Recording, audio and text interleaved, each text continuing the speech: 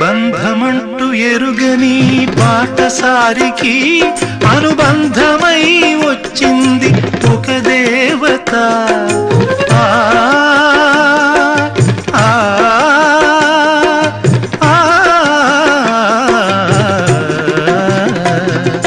బంధమంటూ ఎరుగని బాటసారికి అనుబంధమై వచ్చింది ఒక దేవత. ఇంత చోటులోనే అంత మనసు ఉంచి, ఇంత చోటులోనే అంత మనసు ఉంచి నా సొంతమే అయ్యింది ప్రియురాలిగా. ముద్దబంతి నవ్వులో మూగ బాసలు, మూసి ఉన్న రెప్పలపై ప్రేమ లేఖలు.